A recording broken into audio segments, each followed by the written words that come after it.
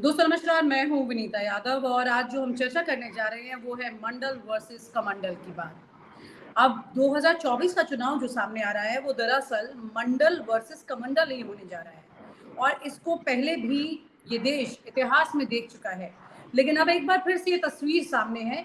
उसकी वजह यही है कि जिस तरह से हम बात करते तो विपक्ष की, तो उसमें जब उनकी कमेटी की मीटिंग होती है तो उसमें वो बात कर रहे हैं मंडल वाले तमाम उन मुद्दों की जो कि इसी के इर्द गिर्द घूमते हैं। और अगर हम बात करते हैं यहाँ पर नरेंद्र मोदी की, तो जब वो चुनावी क्षेत्र में जाते हैं वो तमाम ऐसे मुद्दे उठाते हैं जिसमें हम बात कर रहे हैं कि कमंडल की, उसी के इर्द गिर्द की सारी चीजें जा रही है। यानी कुल मिलाकर की ये राजनीति एक नए स्वरूप में है लेकिन आइडिया वही पुराना है। ये कैसे है, आशीष जी हमारे साथ जुड़ रहे हैं आज। आशीष चित्रांशी जी हमारे साथ है, उन्हीं से इस बारे में चर्चा करेंगे। आशीष जी, आपका स्वागत है न्यूज नशा में। और ये मंडल वर्सेस कमंडल नया शब्द तो है नहीं, सब जानते हैं इसे पुराना, लेकिन आज के परिप्रेक्ष्य में इसे आप कैसे देखते हो और ये कहाँ सेट हो रहा है? क्या वाकई में ये वही पुराना अंदाज एक नई चीज में सेट करके दिया जा रहा है या कुछ और? विनीता, दरअसल ये मंडल कमंडल का जो चर्चा जो शुरू हुई है, ये नरेंद्र मोदी हमारे प्रधानमंत्री फंस गए हैं इंडिया के दांव। एक बड़ा परिवर्तन पिछले 8 से 10 महीनों में हिंदुस्तान की राजनीति में आया है और वो चेंज ये है कि 9 साल मोदी जी टास्क देते थे विपक्ष को और विपक्ष बैकफुट पे होता था, मोदी या भाजपा के सेट किए हुए एजेंडे को फॉलो करता नजर आता।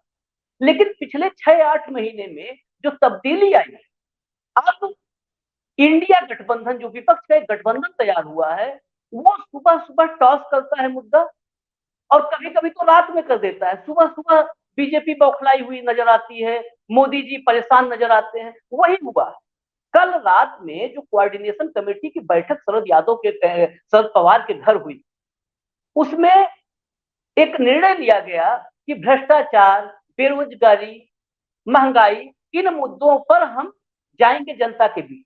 लेकिन जो सबसे बड़ा मुद्दा होगा, जिस पर इंडिया के सारे दल एक मत होंगे, वो मुद्दा होगा जातीय जनगणना, जातीय सर्वे। और उसका सैंपल बिहार में सेट भी हो चुका है।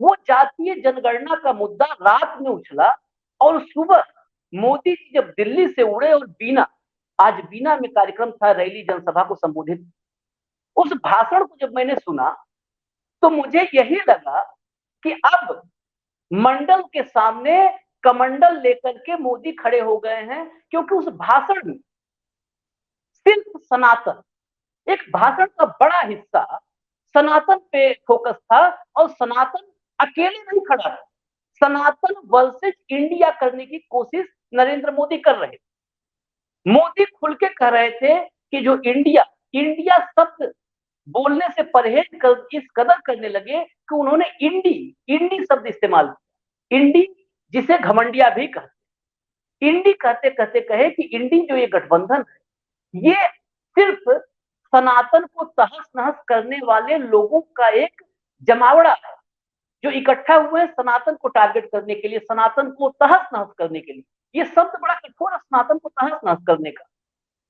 ये सनातन को तहस नहस करने के पीछे की अगर क्रोनोलॉजी समझेंगे आप, तो ये जातीय सर्वे एक बार फिर 33 साल पहले वीपी सिंह की सरकार और बीपी मंडल, जब मंडल आयोग की सिफारिशों को संसद में खड़े हुए 7 अगस्त 1990 को बीपी सिंह, और बीपी सिंह ने कहा कि मंडल कमीशन की सिफारिश लागू की जाए।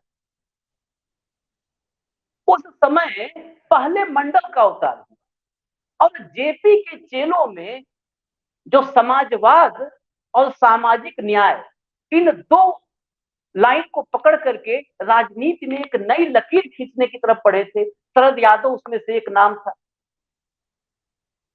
लालू यादव थे, रामविलास पासवान थे, मुलायम सिंह यादव उत्तर प्रदेश में थे।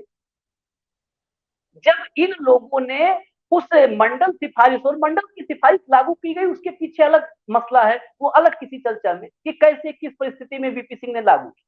लेकिन वो लागू करते ही इस देश में जो ओबीसी और दलित, ओबीसी और दलित राजनीति में एक नई सुबह हुई, उसको मैं नई सुबह भारतीय आजाद भारत के इतिहास की नई सुबह इसलिए कहता हूं कि 1947 से 1990 तक खासकर हिंदी पट्टी जो है, हिंदी पट्टी काउ बेल्ट कहते हैं, काउ बेल्ट में जो सवर्णों का वर्चस्व था राजनीति में, सत्ता जो सवर्णों के हाथ में, वह सवर्णों के हाथ से निकल करके हिंदी बेल्ट के तमाम राज्यों में एक के बाद एक पिछड़ी जातियों के नेताओं के हाथ में आ गए और पिछड़ों को लगा कि हाँ, हमारा उत्थान करने के लिए हमारा नेता, हमारा नायक अवतरित हो गया। उसके बाद उसी समय जो 84 में 2 सीट से राम मंदिर आंदोलन, बीएचपी का आंदोलन था और पीछे भाजपा खड़ी, 2 से 89 में 85 सीट पे पहुंची हुई भाजपा को तुरंत खटका कि जो हिंदुत्व की अलख जगा रहे हैं, 2 से 85 तक का सफर जिस रास्ते से तय किया है भाजपा ने, ये मंडल इस पूरे के पूरे रास्ते को बैरिकेडिंग लगा देगा, खत्म कर देगा। बीजेपी का वो सफर जो एकाएक 2 से 5 साल के भीतर 85 पहुंचा, वो राजनीति संकट में नजर आई। सोमनाथ से यात्रा शुरू कर दी 90 में ही, 25 सितंबर शायद तारीख थी, 25 सितंबर आडवाणी जी ने सोमनाथ से अयोध्या की यात्रा शुरू की। और वही दौर था जब पहली बार इस देश ने मंडल वर्सेज कमंडल देखा, क्योंकि जो पिछड़ों में जो जातिगत सर्वे हुआ था, जातीय रिपोर्ट बनाई थी बीपी मंडल ने, ये 1931 की जनगणना पे बनाई थी। सोचिए 1931 और 1990 में रिपोर्ट लागू हुई। 1931 में विनीता 52% ओबीसी थे और 27% आरक्षण की सिफारिश की थी नौकरियों में और शिक्षण संस्थाओं।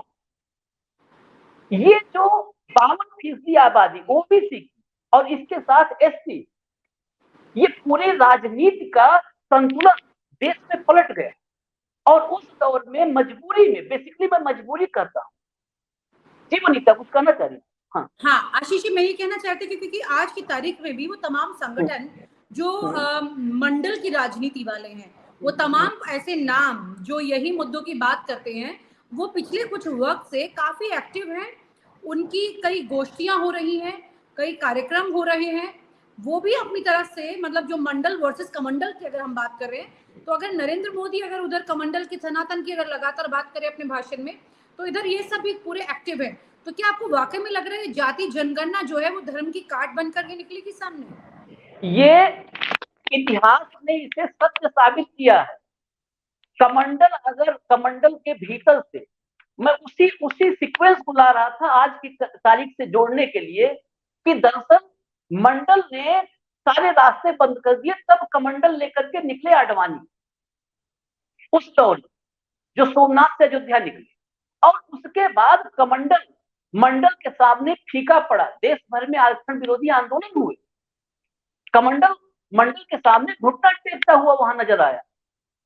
लेकिन जो नया कमंडल का ये ग्रेटर कमंडल मोदी ने 14 में जो लाया है, ये कमंडल ग्रेटर कमंडल, इसको मैं ग्रेटर कमंडल कहता हूं, बड़ा वाला कमंडल, आडवाणी का छोटा कमंडल।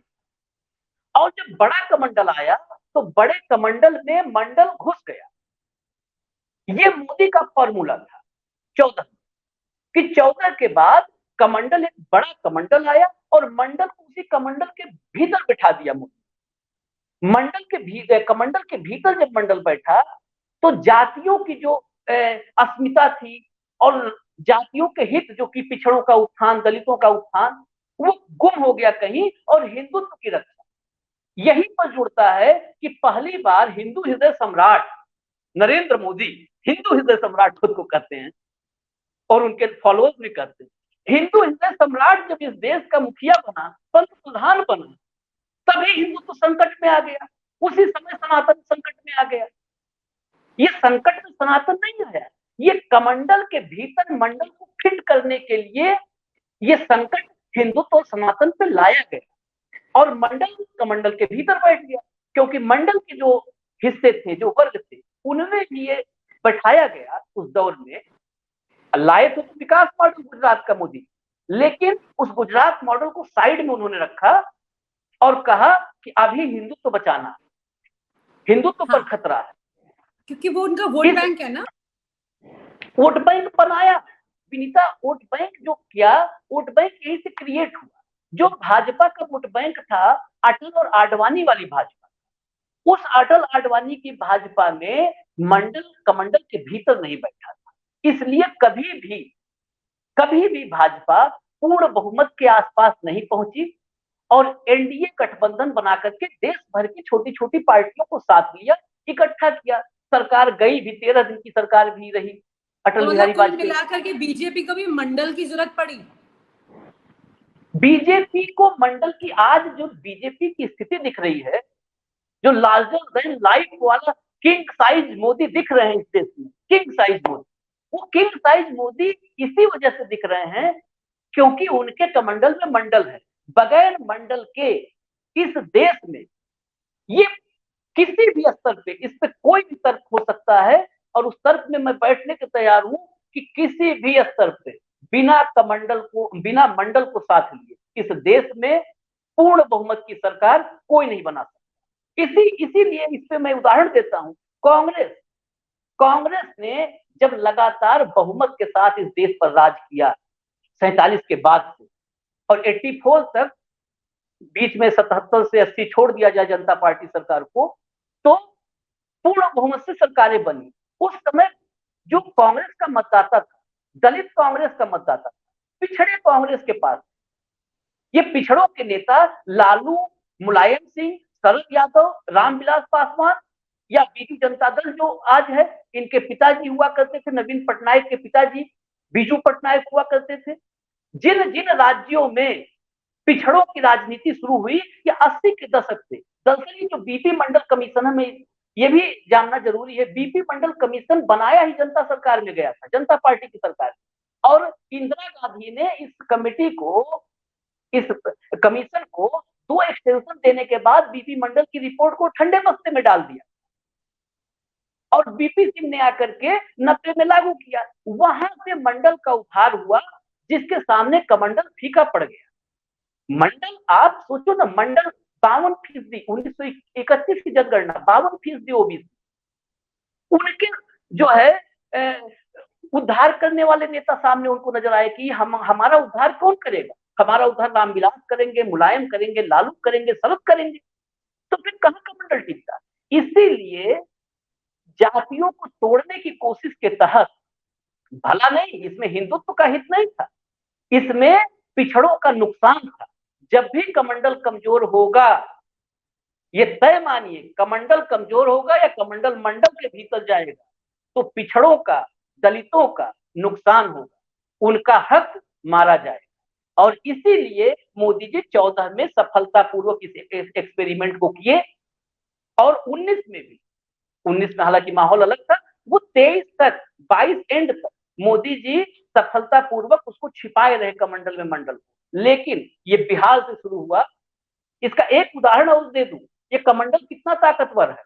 ये कमंडल याद करिए, 2015 बिहार विधानसभा का चुनाव, मोहन भागवत से एक चूक हुई थी, आरक्षण पर सवाल खड़ा करके एक चूक हुई थी और लालू और नीतीश साथ आए थे। बिहार से सफाया होने के करीब भाजपा पहुंच गई थी, जिस बिहार में नीतीश के साथ गलबहियां करके इतने लंबे समय तक सत्ता में है रही, अब तो नहीं है। वहां पर एक गलती मोहन भागवत ने 15 में की। मंडल की ताकत यही है और सत्ता से बाहर नहीं हुई, बहुत दूर चली गई भाजपा। ये है मंडल की ताकत। और इसी मंडल की ताकत को 23 से ही, जब लालू और नीतीश साथ आए, तभी से ढाल देने की शुरुआत हो गई थी। चंद्रशेखर शिक्षा मंत्री, जब बहस छिड़ी रामचरितमानस, बीजेपी बड़ा मुखर हुई, लेकिन कहीं ना कहीं बीजेपी के भीतर ये घबराहट थी, कोशिश थी भाजपा की कि इस रामचरितमानस विवाद पे हिंदुओं को जोड़ा जाए, लेकिन घबराहट थी कि कहीं फिर से ओबीसी अस्मिता, ओबीसी हित, दलितों का हित ये सामने उभर कर ना आ जाए और दलित ओबीसी अपने हितों को लेकर के फिर से सोचना ना शुरू कर दे कि भाई हमारा हित किया किसने। बिहार में अगर सामाजिक न्याय की बात होगी, आप क्या आपको लग रहा है आज की तारीख में दलित और ओबीसी के अगर हिमायत की बात करें तो विपक्ष के नेता जो हैं वो उसे उस स्तर पर ले जाकर के उनके लिए लड़ाई लड़ पा रहे हैं? क्योंकि जातीय जनगणना का जिस तरह से बिहार से उठा, ऐसे उन तमाम राज्यों में जहां पर बीजेपी की सरकार है वहां से उस स्तर की आवाज अभी तक नहीं उठाई। नहीं, इसमें आज की तारीख में जो मंडल के पुरोधा हैं, मैं पुरोधा इसलिए कहता हूं कि मंडल जब आया उस समय से उस मंडल की बागडोर वहीं से मैं कनेक्ट कर रहा हूं, बागडोर उन्हीं ने संभाली। अगर आज भी लालू यादव पे आप आरोप कुछ भी लगा, लेकिन बिहार में आप जाएं और पिछड़े और दलित से बात करेंगे तो अगर सामाजिक न्याय का पुरोधा बिहार में है, आज भी कहा जाए, आप भ्रष्टाचार के मामलों को इतर रखिए, लेकिन लालू का मिशन जो था सामाजिक न्याय, अगर बिहार में पिछड़ा और दलित सम्मान से बराबरी पे खड़ा होता है तो लालू यादव की भूमिका को कोई नकार नहीं सकता है इस देश की राजनीति। नीतीश कुमार ने पिछड़ों, नीतीश कुमार ने दलितों को, दलितों में महादलित से चिन्हित किया। नीतीश कुमार सामाजिक न्याय के एक बड़े चेहरे के रूप में कोई नीतीश कुमार को नकार नहीं सकता। मुलायम सिंह यादव की पार्टी, आज अखिलेश यादव के हाथ में कमान है, लेकिन मुलायम सिंह यादव ने उत्तर प्रदेश में ओबीसी या पिछड़ों के हित को जिस हद तक उठाया और जहां तक लेकर के आए, मुलायम सिंह को या समाजवादी पार्टी मुलायम सिंह के न रहने पर उनकी पार्टी तो है, उसको सामाजिक न्याय की लड़ाई, उनके सामाजिक न्याय की लड़ाई को दरकिनार कभी नहीं किया जा सकता। ये मसले अलग होते हैं राजनीति से अलग कि परिवारवाद है, वंशवाद है, भ्रष्टाचार है, लेकिन लड़ाई सामाजिक न्याय की, अगर सामाजिक न्याय की लड़ाई मायावती आज राजनीति में इंडिया से और एनडीए से दोनों भले बाहर बैठी हुई है, लेकिन मायावती सामाजिक न्याय के वो चेहरा हैं जिन्होंने उत्तर प्रदेश में दलितों को रीढ़ सीधी करके और जुबान खोल के बात करने का हक दिया। तो मायावती आज भी इस राजनीति के फलक पे, राष्ट्रीय फलक पे आज भी मायावती हैं। मुलायम सिंह के जगह पर अखिलेश यादव हैं और अखिलेश यादव के साथ राम गोपाल और शिवपाल दोनों लोग हैं। तो मुलायम सिंह के दो हाथ हुआ करते थे, वो शिवपाल आज भी जो साइकिल चलाते थे और मुलायम सिंह पीछे बैठते थे, वो है आज नीतीश कुमार और लालू यादव आज भी बीमारी में भी, जब इस सामाजिक न्याय की और मंडल की बात दोबारा आई है तो लालू यादव खड़े होकर तैयार हैं कमर कस। ठीक है, लेकिन आप जिन चेहरों की बात कर रहे हैं आशीष जी, तमाम वो चेहरे हैं जो पहले भी इस कसौटी पर खड़े उतरे हैं, लेकिन अब तो नए चेहरे, नया जमाना, नई बात और नई स्ट्रैटेजी चल रही है और नए लोगों के साथ कंपटीशन है।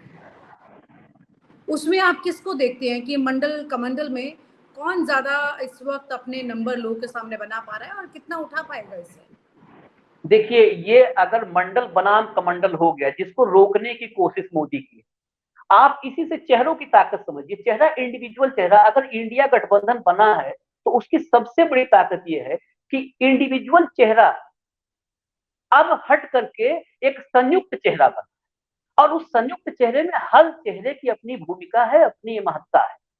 आज की तारीख में नरेंद्र मोदी जिस कदर सनातन पर फोकस कर रहे हैं और सनातन का दुश्मन साबित करने की, बेसिकली आप गौर से भाषण सुनिए, भाषण और भाषा दोनों सनातन का दुश्मन साबित करने, पब्लिक के बीच में, जनता के बीच में मोदी की कोशिश ये है कि वो इंडिया के जितने घटक दल हैं उनको सनातन और हिंदुत्व का दुश्मन स्टेब्लिश कर।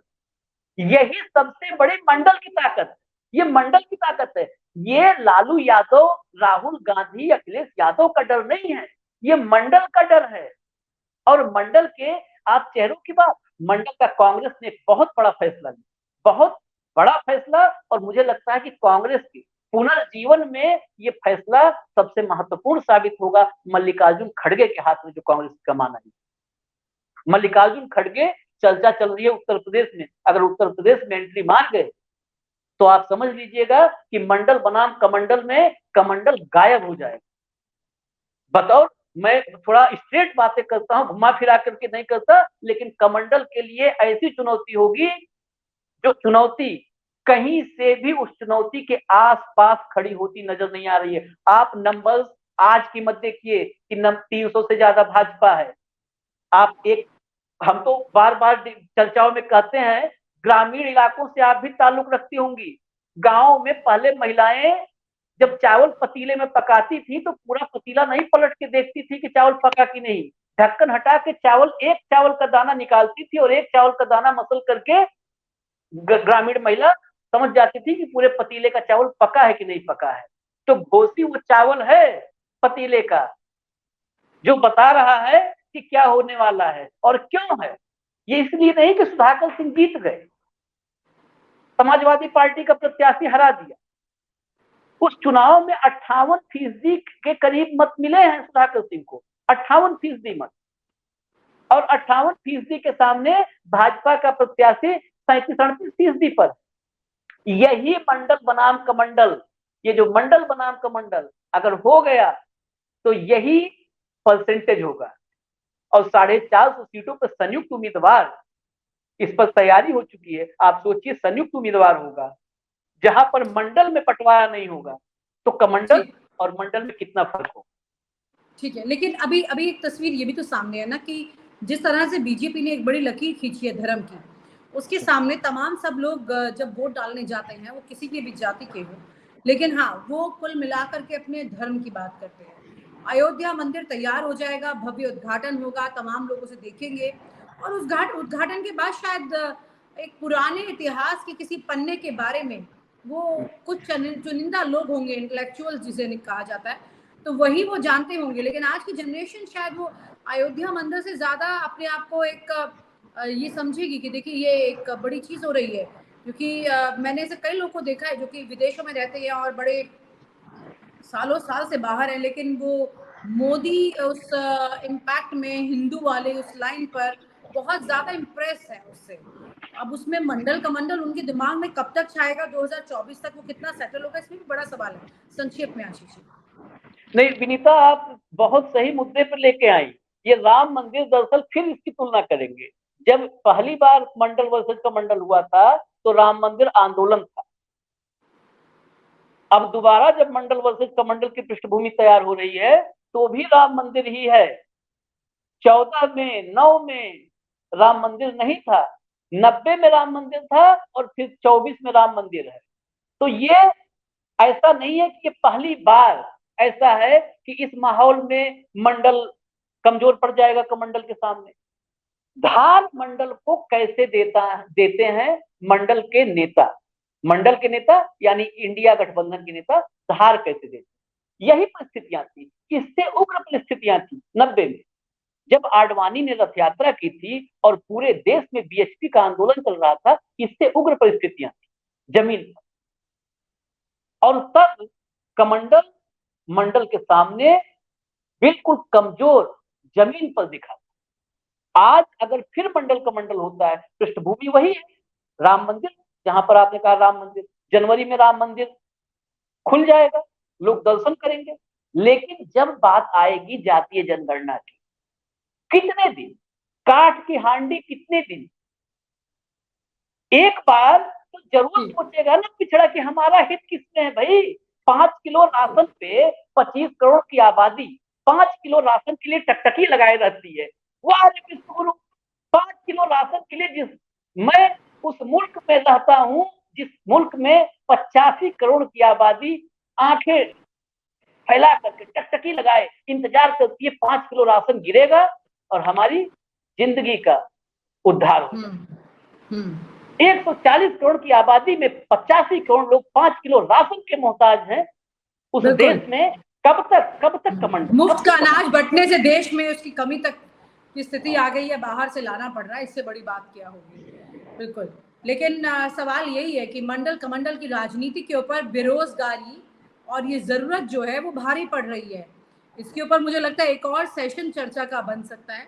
लेकिन हाँ, आज की तारीख में कहा जा सकता है कि मोदी के हाथ में एक आखिरी हथियार है और ये हथियार एक बार फिर से वही कमंडल का है। लेकिन ये इतना आसान इसलिए नहीं होने वाला है क्योंकि मंडल की राजनीति वाले भी तमाम संगठन इस वक्त अग्रसर हैं, 24 के चुनाव की तरफ देख रहे हैं, उसकी तैयारी कर रहे हैं। कुछ ऐसी गोष्ठियां, ऐसे लाइव सेमिनार हो चुके हैं जिसमें तमाम विपक्षी नेता हिस्सा ले चुके हैं इसी मुद्दे पर चर्चा करने के लिए, और तमाम बड़े नेता जातीय जनगणना के ही मुद्दे को हथियार बना के चुनावी मैदान में उतर रहे हैं। तो मोदी के लिए भी इतना आसान नहीं होने वाला है ये, और तमाम बातें जो आपने बताई हैं वो काफी कुछ आज की तारीख में मेल खा रही हैं। लेकिन 24 के चुनाव से पहले कोई और शगुफा ना हो। मंडल और कमंडल के जो एक फर्क की बात है वो कितना लोगों के जहन में आज स्टोर करती है, कितना उन्हें अट्रैक्ट कर पाती है अपनी तरफ, वो एक अलग सवाल है। खैर, ये बहुत इंटरेस्टिंग बात है क्योंकि लोगों को ये समझना होगा, तमाम जो हमारे व्यूअर आज देख रहे हैं चर्चा, वो ये समझे कि कोई नया आइडिया निकल के किसी नेता के पास नहीं आता है, वही पुरानी बात है, उसी लकीर को बार बार पीटा जाता है। लेकिन समझना आपको है कि क्या वाकई में जो आपके साथ हो रहा है वो कुछ आपके भले के लिए है, या फिर वो नेता आदतन मजबूर है और उसी चीज को एक नए बॉक्स में पेश कर रहे हैं। इतना फर्क है। देखना ये होगा कि जाति धर्म पर कितनी हावी हो। बहुत बहुत शुक्रिया आशीष जी आपका इस चर्चा में शामिल होने के लिए। धन्यवाद। Thank you so much. आप हमसे जुड़े रहने के लिए सब्सक्राइब करें YouTube पर, फॉलो करें ट्विटर पर और लाइक करें Facebook पर।